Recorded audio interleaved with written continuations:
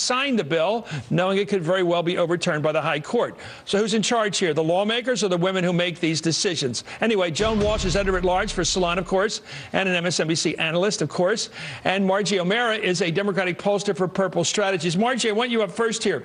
What is the challenge here for people who believe in choice, abortion rights? What is up when a state goes for something like 6 weeks as opposed to 22 weeks? They're not testing the margins here. This isn't looking for a close decision. They are radically trying to outlaw abortion through other means. This is politics. This is a political power grab. If you look at the entire governor's statement, there are two words that are missing: women and families. This is not about understanding women or reaching out to women. This is about a political statement only. I mean, 6 weeks is Aren't there any women in these legislatures that make them raise their hand and say this isn't right?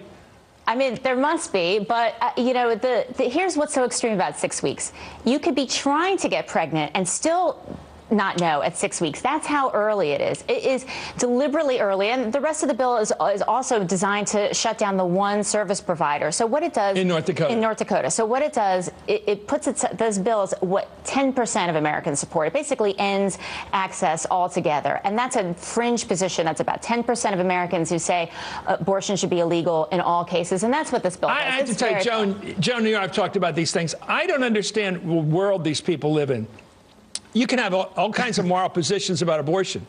I may be relatively conservative on that issue. But when it comes to the law, and it comes to punishment, and it comes to a society that has to live in a secular universe like we do, how in the world do you outlaw abortion? I've never understood what it means. A woman or a young girl even gets pregnant. She doesn't want to be pregnant. She doesn't want to have a kid. She goes somewhere to get it taken care of. It happens. Right. To stop that under the law, you have to inflict some incredible punishment on the woman or the girl so she won't do it, or you let it go underground. Because if you can, if you don't punish the woman, and nobody's talking about that, you can't stop a person from using their free will, getting in a car and going where you can do it. So why do they keep trying to do this thing? No, you know what they're trying to outlaw is safe abortion.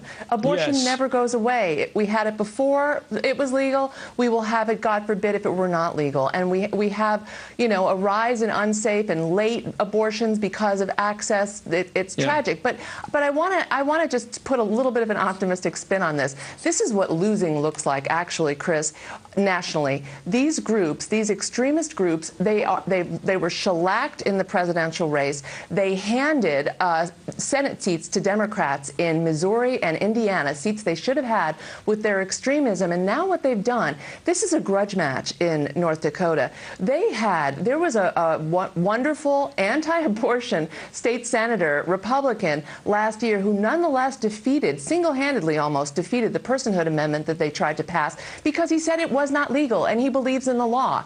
They defeated him. Personhood USA put money into it. A lot of other extreme right groups put money into it, and they defeated him, and they've scared the rest of the legislature. I want to add one thing. There are Republican women who stood up. There were historic women's rights rallies in cities across North Dakota 2 days ago. And some of the leaders were Republican women. So there are people fighting back, but right now they're taking these small states where it's easy to make a difference and where the pro-choice forces have not been organized, and they are winning, and the pro-choice forces are getting ready to fight back. Okay, earlier today on MSNBC, the woman who runs that one abortion clinic in North Dakota blamed this new law on politics and self-preservation of these people in the legislature. Also fear of right-wing groups like Personhood USA, which believes life begins at fertilization itself, who's totally anti-abortion. Let's watch. We had in 2011 another personhood bill that came forward, and a state senator killed the bill with a procedural move. He then was redistricted, had to run against a more conservative senator. Personhood USA poured money and resources into that campaign. Senator Olafson lost his spot, so other senators and other representatives are scared. They want to keep their jobs, they want to keep their seats. And Personhood USA has basically bullied them and threatened them with losing their seats if they don't get in line and vote with these bills.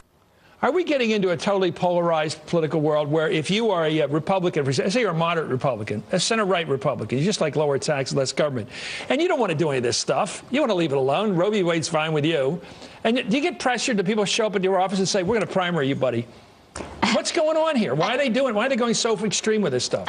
You know, I can't answer that. All I can say is we are polarized in terms of elected officials, but the American people are not polarized in this. You have 2/3 of voters who say we need to protect Roe v. Wade. You have folks who, 90% of Americans oppose something as extreme as you have in North Dakota. So there's a lot of consensus among people. It is just some extremists who are worried about even more extreme folks challenging them on the right. And you know, despite what's been coming out of Washington in terms of Republicans looking inward and trying to reach out to women and figuring out why they did so poorly with women, you have a lot of legislative bodies who can't help themselves. You get into a back room in some state capital like Albany, maybe in Harrisburg, or moving across the country, Indianapolis, and they're all hanging around some three-star hotel, and they all have to play cards at night, and they're all stuck together. Is that a cloistered world where these Republican caucus members in state legislatures don't open the window and listen to what the world's doing? I mean, are they only talking to each other?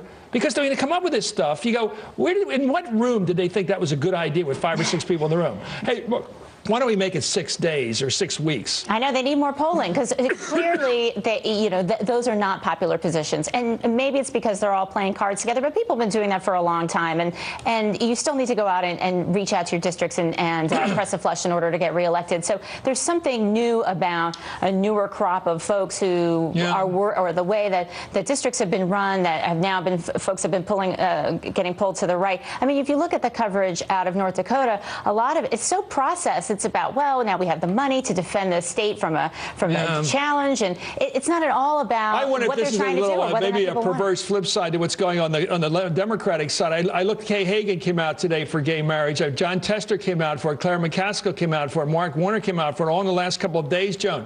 It seems like on the other side, the Democratic Party said you're really off base if you're not for same-sex marriage. I mean, it's polarized to that extent. Right. Well, you know, these are related issues. These are issues that the right has used. They know they're in the minority. They're increasingly in the minority on gay rights, Chris. And Democrats are standing firm on it. All the people that you just mentioned are also. Yes, there is some of that. We'll take it. I'm all for it, but I do notice the timing here is interesting. Yes. You know, it's a little safer than it was in October.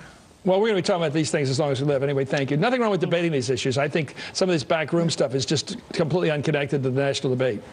And you're the expert. Thank you very much. Thank you. Thanks, Margie Omero. And thank you, Joan, as always. Up next, the comeback kid.